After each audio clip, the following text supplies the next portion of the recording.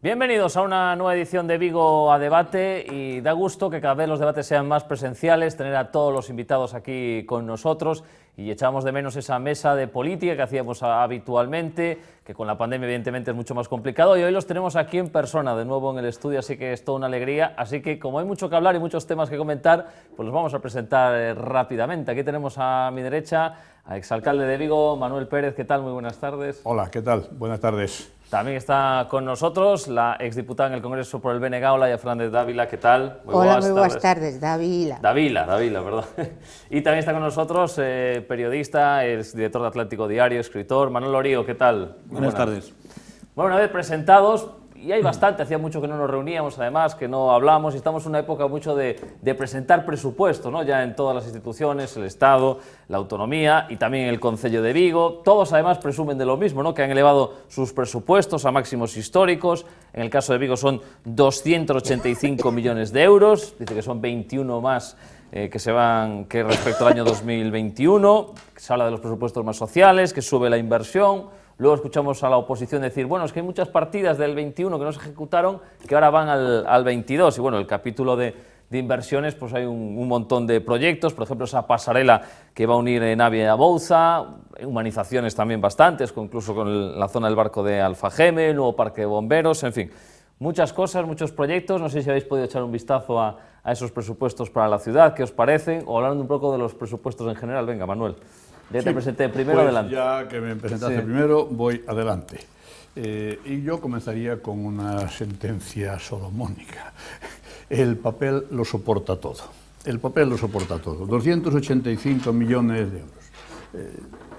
Y como además estamos de reencuentro, pues hay que ser como buenos y benignos, ¿no? 285 millones de euros es un presupuesto elevadísimo. Pero me gustaría que al lado de esta cifra, si yo fuera el encargado de criticarla, me dijeran cuánto se ejecutó el año pasado o cuánto es incorporación del presupuesto no ejecutado. Evidentemente el presupuesto es la ley importante de cada administración, del ayuntamiento, de la Xunta o del Estado. La prueba está en los problemas que tiene don Pedro Sánchez para confeccionar sus presupuestos, ¿no? Que al final parece que ya los 155 que suma PSOE o Partido Sanchista más Unidos Podemos, es decir, más doña Yolanda, más Esquerda Republicana y PNV, pues le faltan, me parece que dos votos para aprobarlos. Aprobados, ya puede descansar y además sabe que luego lo siguiente los prorroga y ya está. Vamos a lo más próximo, a lo local. Por lo que uno ha visto, por lo que yo he leído, pues hay cosas buenas y otras que seguramente priorizaríamos unos y que ahí no aparecen priorizadas, ¿eh? Y esto representa, por ejemplo, que se hable poco de creación de empleo, prácticamente nada. Se hable poco de aquellas cosas que nos preocupan a los vigueses, que rodamos por las calles, a los que nos gusta el extrarradio, y vemos que hay zonas en donde casi te obligan a infringir. Me estoy refiriendo a la carretera de la universidad, que se hizo siendo yo alcalde, y que si vas por el carril de la derecha está absolutamente destrozado. Es decir, no veo por ahí partidas específicas, y lo mismo en el ámbito rural y lo mismo en el ámbito de los servicios sociales. Dicho esto, pues también añadir que seguramente en los presupuestos los gobiernos, aunque sea un gobierno tan ampliamente mayoritario como el que preside nuestro señor alcalde, debían de escuchar algunas de las cosillas que apunta la oposición. Y cuando digo oposición, estoy hablando de los tres grupos de la oposición. Una curiosidad, Manuel, 285 ahora, ¿eh? ¿Y en tu época cuántos eran? Pues ya no te lo puedo decir, porque la memoria después de 20 años pero bueno, eran en pesetas, y la verdad es que no podría decírtelo porque... No, que puede significar lo que ha subido la vida también en general, ¿eh? Fíjate si ha subido la vida, que yo siempre tengo un referente El primer coche que yo tuve era un cochazo, que era un 1430 FU, motor 1600, y le costó a mis padres, que me lo compraron cuando yo aprobé las oposiciones, 210.000 pesetas, comprado al señor Alvariño, como no podía ser de otra manera. Ese mismo, un coche de su nivel hoy en día, pues seguramente vale, comparando el nivel, pues 35 o 40.000 euros, es decir, la vida, pero es que un piso, cuando yo compré el primero, costaba 2.900.000 pesetas, un piso medio, no era, en fin, no era de un alto standing, pero de un tal. Ese mismo piso hoy pues seguramente vale 20 millones, es decir, la vida se ha disparado. Y tocas un tema bien importante, que es el que hace referencia a la inflación, y cómo se sigue disparando, y cómo vamos sufriendo el deterioro de nuestro poder adquisitivo, pues los trabajadores, los pensionistas y en general la clase media, algo que los gobiernos debían de tener en cuenta. Olaya? Sí, bueno, eu en xeral nos tres presupostos que están neste momento sobre os orzamentos que están neste momento sobre a mesa, hai un par de cousas que me parecen importantes. Por un lado, que son continuistas en relación a partidas que xa se contemplaban nos anteriores, e que, polo tanto, van a ter que executar no ano 2022 moitas daquelas que non se executaron no 2021, aínda que se contemplaban. E isto atañe a cada un dos tres, absolutamente aos tres. Despois hai outra cuestión que me parece importante, e que o tema que comentaba Manolo de a creación de emprego, ningún dos tres orzamentos ten en conta esa cuestión, e en concreto para Galicia, ademais tendo en conta que a situación de Galicia en xeral é complicada neste momento, con pérdida de emprego en moitos sectores productivos importantes, e de maneira especial Vigo, que temos o sector naval nunha situación que sería conveniente que calquera das administracións mirara, digamos, con un pouco de sentido común, algunha política para potenciar o mesmo. O da Xunta, hai unha cousa que me parece tremendamente negativa e que sigue insistindo na privatización da sanidade, por moito que fale de que vai mellorar a atención primaria, nos presupostos non se contempla nada que nos indique que efectivamente esa mellora vai a ser sustancial, e desde logo o Álvaro Cunqueiro naqueles aspectos que a xestión está privatizada vai a continuar tan deteriorada como ahora, e é moito, non falo do aspecto sanitario, sino como a limpieza, por exemplo, do hospital, que calquer usuario do Cunqueiro nos damos conta de que é un desastre. E, bueno, xa centrándonos nos de Vigo, que era un pouco o que tratabas que faláramos, bueno, o de continuismo é unha realidade, esa visión de boato, de fasto, que o alcalde lle quere outorgar aos presupostos continúa, e, do mesmo xeito, entendemos que moitas das partidas que se contemplan este ano van a quedar no aire, como quedaron no 2021. É dicir, hai unha porcentaxe altísima de investimento dos orzamentos do ano 2021 que están sin executar, pero non que se vayan a executar a 31 de decembro, sino que non comenzaron as obras, etc. E hai unha cuestión que a mí nos de Vigo me preocupa, aparte de que a creación de emprego tampouco aparece como unha cousa que lle pareza prioritario ao alcalde, a política social. As partidas en política social máis ou menos son as mesmas, e hai que ter en conta que algunhas das partidas sociales, sobre todo para alimentos, etc., non se gastaron, cando hai unha situación tan importante de familias en desprotección social, non? E que con a subida da vida, a carestía da vida que se está empezando xa a contemplar neste momento como consecuencia da subida da luz, e de feito, pois, o problema é que estos eran os transportes eran no abastecimento, bueno, que en definitiva estamos a ver como en alimentación, por exemplo, está encarecendo moitísimo a vida. Bueno, a partir de xaneiro, ese encarecimento vai a ser tremendo, e polo tanto vai a haber moitas máis familias vulneráveis no sentido económico e de abastecimento alimentario, non? Deixar isto fundamentalmente en mans da solidariedade da sociedade, que, por certo, está a funcionar moi ben en toda o tempo da pandemia, foi así, pero non parece que sea o máis razonable tendo en conta que debemos ter unhas administracións onde o social debe ser prioritario, non? Manorio. Pues a mí me queda muy poquito por añadir después de escuchar a quien realmente saben. Yo lo único que soy es un periodista y un periodista que por tanto se hace preguntas sin más, como lo eres tú y como claro, buen claro, nosotros preguntamos, ¿no? Que sean otros los que respondan. Sí, bueno, para empezar yo tengo que estar de acuerdo primero con lo que dice Manolo, es decir, los papeles, el papel lo soporta todo, y a mí lo de los presupuestos, sean municipales, sean de comunidades, sean del Estado, se me parecen un poco a las tiradas de los periódicos, en que cada uno utiliza los datos y las cifras y los como mejor le acomoda para arrimarle el ascua a su propia sardina. Yo estoy absolutamente de acuerdo con que estos presupuestos, que son efectivamente unos presupuestos que dice uno, 285 millones, madre mía, hacen muy poco hincapié en el ámbito social.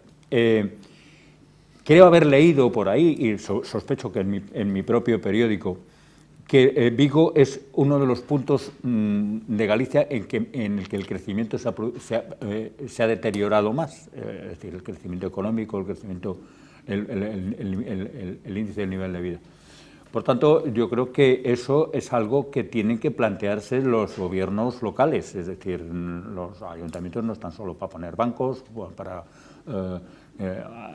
destripar Vigo de arriba abajo como lo tenemos ahora, que yo también, es una pregunta que me hago, es decir, ¿cómo es posible que todas las obras públicas que se están desarrollando en Vigo se pongan de acuerdo para hacer de Vigo un pequeño caos? Yo vivo en la zona cercana a García Barbón y es un horror. Bueno, pues eso es evidentemente algo que hay que plantearse. Pero fundamentalmente, el tema social es fundamental. Todos los presupuestos, todos los que airean presupuestos, todos los gobiernos, de un color, de otro, del Estado, de la Administración autonómica, de las administraciones locales, dicen que son unos presupuestos eminentemente sociales. Sí. Bueno, pues yo quiero saber si eso es verdad y si ese compromiso con la sociedad se cumple. Cuando se habla de creación de empleo, que coincidíais los tres, muchas veces el alcalde dice que las obras de urbanización crean empleo. Sí, eso es verdad, pero lo que sí... La colocación de Noria también. Claro, es decir... Y volvemos atrás y el plan E también creó empleo. El famoso plan E. Vamos a ver, cuando estamos hablando de aspecto social, en el sentido serio, estricto, y creación de empleo, yo creo que estamos hablando también de formación, creo que estamos hablando también de readaptación de colectivos, sobre todo, iba a decir una tontería, iba a decir que están en nuestra edad, no, en nuestra edad están jubilados, pero los que están en la edad madura, en esa edad en que para ser joven eres demasiado mayor y para ser mayor eres todavía un poco joven. Es decir, 45 o 50 años que se han quedado sin trabajo, pues porque empresas que no podía pensarse que iban a desaparecer y han desaparecido. La readaptación de esas personas, de esos trabajadores, de esas familias es absolutamente necesaria. Luego hay un tema que apuntaba Manu Orio que es como muy importante, es decir, es un tema competencial.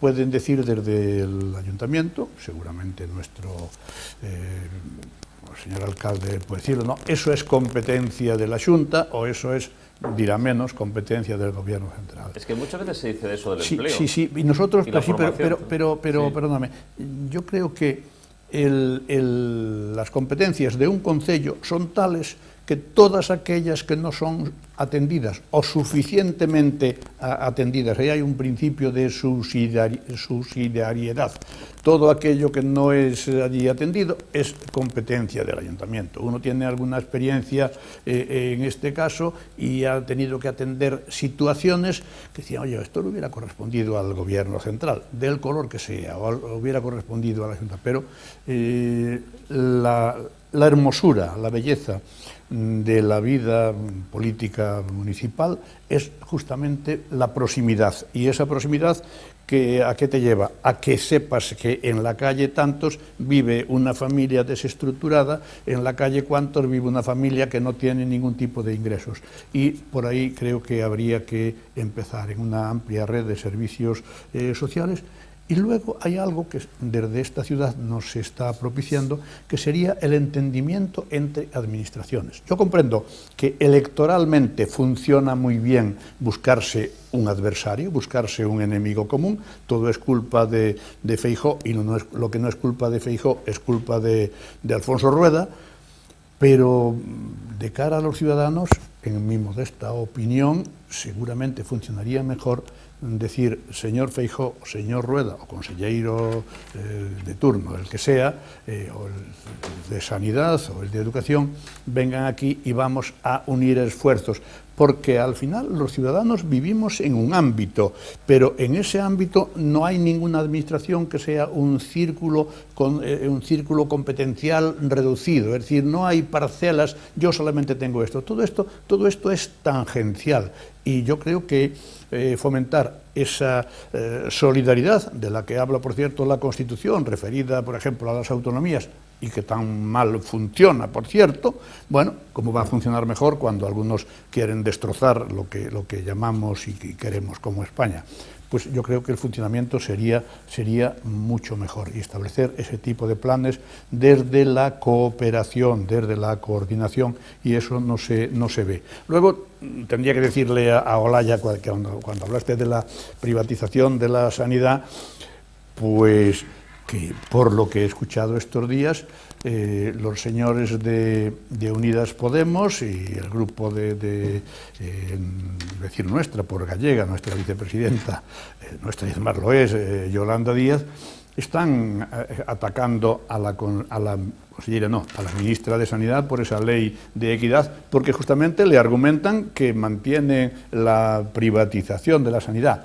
Yo tengo mi propio criterio y creo que un servicio público puede prestarse directamente o a través de un sistema de concesión. Ojo, cuando es a través de un sistema de concesión, lo que tienen que hacer los poderes públicos es someterlo a control, someterlo a la exigencia del cumplimiento de las condiciones rigurosas y escribir y hacerle cumplir también la letra pequeña, porque a veces, como ocurre, hermano, con los periódicos, leemos el titular, y luego cuando vas a leer la letra pequeña dice, hombre, el titular era para vender el periódico, pero la letra pequeña dice otra cosa. Sí, ahora que cada vez más.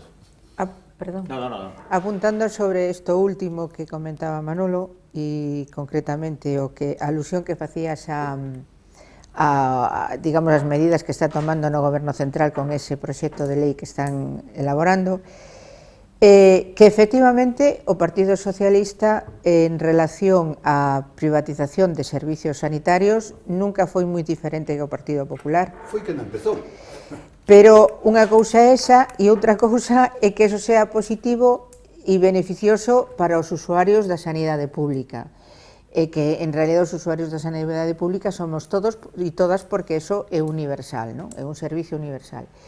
Entonces, tendo en conta o coñecemento e o exemplo que eu daba anteriormente en relación a servicios privatizados no Hospital de Álvaro Cunqueiro, pois son cousas que son necesarias retomar, porque o que non se pode é facer unha xestión que evidencia o mal feita que está, que evidencia o deficitaria que é, que evidencia que os usuarios deses servicios teñen que soportar situacións bastante complicadas. Eu un día en urxencias levei a unha persona maior ao servicio e aquelo estaba inundado de agua. Bueno, non era agua precisa, eran aguas menores, como se chaman. Sucio.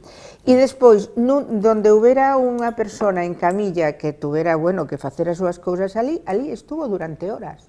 Eso é inadmisible. Os servicios non teñen a veces os papel higiénico, etc. Estamos falando de cousas que poden parecer absurdas, pero que é unha realidad tan constatable e tan continuada en un hospital como o Cunqueiro, que é evidente que é necesario decir que eses servicios privatizados son necesarios retomalos pola administración pública.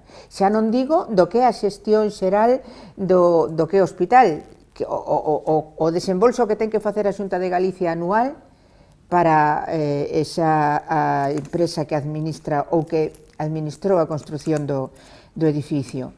Despois, nos termos que tamén comentaba Manolo, que a mí me parece moi interesante porque os comparto, da corresponsabilidade, da solidaridade entre as administracións, das actuacións en beneficio dos cidadáns, etc. Eso está moi bonito, pero eu non vexo eso en ningunha das administracións. No, claro. E se podo criticar ao alcalde de Vigo por estar sempre con a bandeira contra a Feijóo e a Xunta de Galicia, teño que tamén criticar a Feijóo e a Xunta de Galicia e os seus diferentes conselleiros que están en contra da política municipal, non da política municipal, sino do alcalde, é dicir, son figurines, uns contra outros, e están tratando cada un de, non sei se é intentando entrar no nicho electoral do outro ou de que maneira, pero que si é certo é que mentras están nesa pugna entre uns e outros, e xa digo que nin siquiera é unha pugna entre as administracións, sino entre cabezas responsables desas administracións,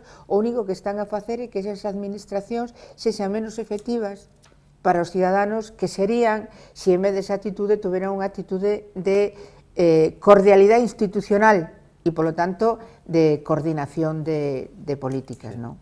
No sé si Ori, en su amplia trayectoria periodística, ha visto esta solidaridad institucional alguna vez. Bueno, en el País Vasco hubo un momento en que... Bueno, sí, pero quizás también un contexto diferente. Ya, claro, pero hubo un gobierno de coalición hecho y derecho.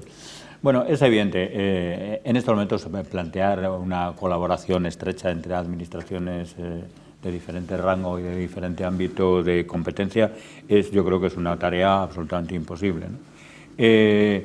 Hombre, yo que soy aficionado a leer libros de historia y a leer la historia de este país llamado España, pues recuerdo que Antonio Cánovas del Castillo, cuando se hizo cargo de la presidencia del gobierno, una vez reinstaurada la corona en las sienes del rey Alfonso XII, lo primero que hizo fue llamar a Práxedes Mateo Sagasta y decirle: mire usted, don Práxedes, aquí no hay más remedio que montarse un equilibrio y yo voy a representar el centro derecha, usted va a representar el centro izquierda y vamos a conseguir que el resto de los partidos políticos más a un lado y a otro no tengan sitio. Bueno, el famoso turnismo, ¿no?, que había entre Cánovas y Sagasta. El famoso turnismo de Cánovas y de Sagasta. Bueno, hay varias anécdotas al respecto de esa disposición, pero fue cierta y funcionó realmente muy bien, ¿no? Funcionó hasta la crisis de la colonial de final de siglo, funcionó muy bien, y el asesinato... Pues puede decir, eso pasaba con PP y PSOE no hace tanto. Claro, por ejemplo, ¿no? Lo malo es que el turnismo terminó con el asesinato de Antonio Cánovas del Castillo en un balneario del País Vasco. Bueno, esto evidentemente es una historia que nos planteamos siempre los ciudadanos, siempre, y desde los periódicos, y yo por lo menos en mi papel de periodista y director de un periódico, siempre he tratado de introducirlo en el torrente social, ¿no? Llévense ustedes bien, con perdón, que de esa buena relación depende mucho la mejor vida y la mejor situación de los ciudadanos.